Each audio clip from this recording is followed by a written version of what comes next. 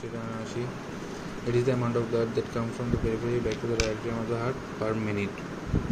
আচ্ছা, প্রতি মিনিটে বডির পেরিফেরি থেকে কতটুকু ব্লাড হার্টের রাইট এট্রিয়ামে আসতেছে, এটা হলো venous return. Amount of blood, এটা কি অ্যামাউন্ট অফ ব্লাড কোথেকে আসে, কাম ফ্রম দ্য পেরিফেরি, কোথায় আসে, back to the right atrium of the heart, কখন আসে, পার মিনিট। এটা it is equal to cardiac output পাইছিলাম 5 লিটার পার মিনিট, তো সেম এটাও ভেনাস রিটার্ন হবে 5 লিটার পার মিনিট। এটার কিছু ফ্যাক্টর আছে, ফ্যাক্টরগুলো এখান থেকে জাস্ট একবার রিডিং করে নেব, দেন এটা শর্টকাট মনে রাখার জন্য নোট করছি। এটা হলো প্রপোর্শনাল, কোনগুলো প্রপোর্শনাল, কোনগুলো ইনভার্সলি প্রপোর্শনাল। প্রপোর্শনাল হলো pressure gradient, filling pressure, intra abdominal pressure, skeletal muscle pump আর ভেনামোটার টোন। আর inversely proportional right atrial pressure, venous resistance, intra thoracic pressure. আচ্ছা, যদি প্রেশার গ্রেডিয়েন্ট বেশি হয়, মানে রাইট এট্রিয়াম আর হলো ওইদিকে পেরিফেরাল যে ব্লাড আছে, যদি প্রেশার গ্রেডিয়েন্ট থাকে, মানে যদি রাইট এট্রিয়ামে কম থাকে তাহলে রাইট এট্রিয়ামের দিকে আসবে।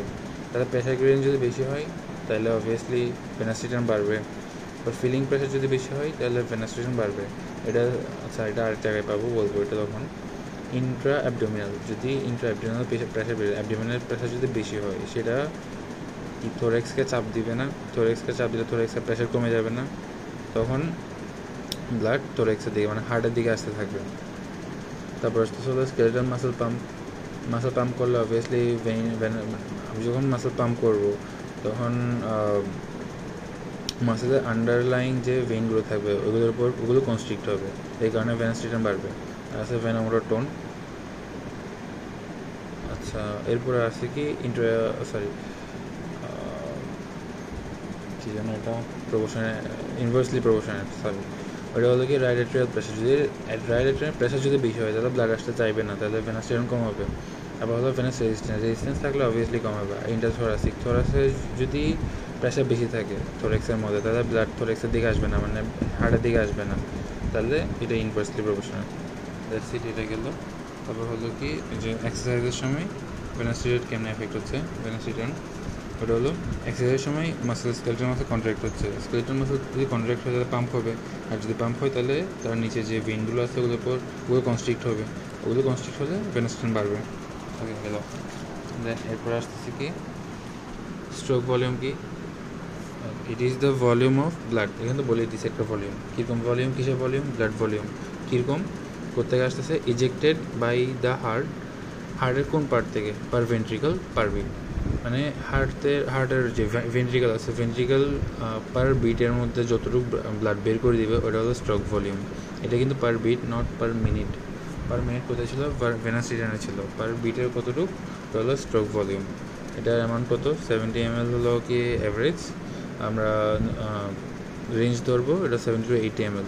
এটা 7 mm লেকচারের মধ্যে পড়াইছিল, অ্যাড্রেস 70 to 80 ml। আচ্ছা, ফ্যাক্টর কী কী আছে, চারটা আছে। এটা হলো যেহেতু ভেন্ট্রিকুলার আছে তাহলে ভেন্ট্রিকুলার কন্ট্রাক্টিলিটি, কী আছে, কন্ট্রাক্টিলিটি। আর হলো এফিসিয়েন্সি, কন্ট্রাক্টিলিটি এফিসিয়েন্সি, এই দুইটা কি, এই দুইটা হবে প্রপোর্শনেট। আর আছে arterial pressure and systolic volume, এই দুইটা হবে ইনভার্সলি প্রপোর্শনাল।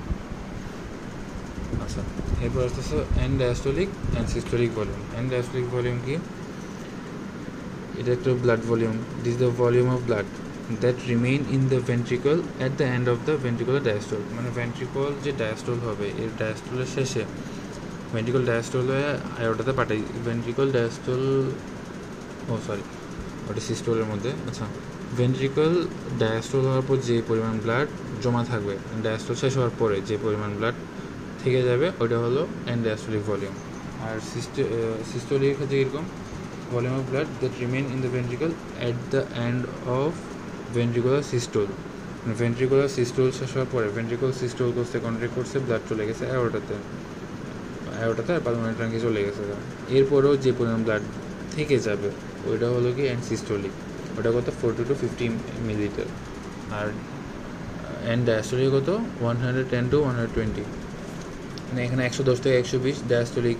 যেহেতু ডায়াস্টোলে বেশি থাকবে ব্লাড তাহলে এটা কত 110 থেকে 120, সিস্টোলে অবভিয়াসলি কম থাকবে, অর্ধেকের চেয়ে একটু কম, কত 40 থেকে 50। এখন আসতেছে ফ্যাক্টরগুলো জাস্ট এখান থেকে একবার রিডিং করবা, এখানেগুলো রিডিং করবা, এখানেগুলো রিডিং করবা। ঠিক আছে, কিন্তু আমি শর্ট করে লিখছি। এগুলো হলো কোনগুলো প্রপোর্শনেট, কোনগুলো ইনভার্সলি প্রপোর্শনেট। প্রপোর্শনেট হলো filling time, filling pressure, filling time, filling pressure, এরপরে venous return, total blood volume. তারপর আছে কি আর্টার, এটা হলো কি, এটা অ্যাট্রিয়াল, হ্যাঁ অ্যাট্রিয়াল কন্ট্রাকশন, আর এটা হলো কনস্ট্রিকশন অফ ভেইন।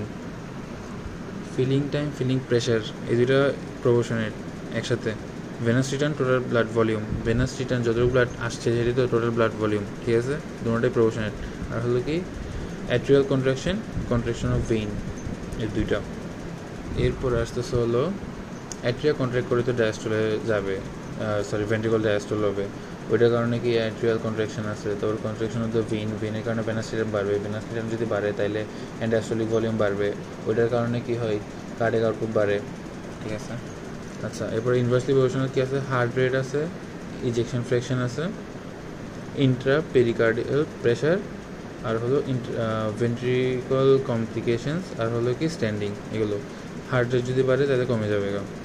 তারপর হলো কি ইজেকশন ফ্র্যাকশন একটা আছে, এটা এখান থেকে রিডিং করে নিলে হবে।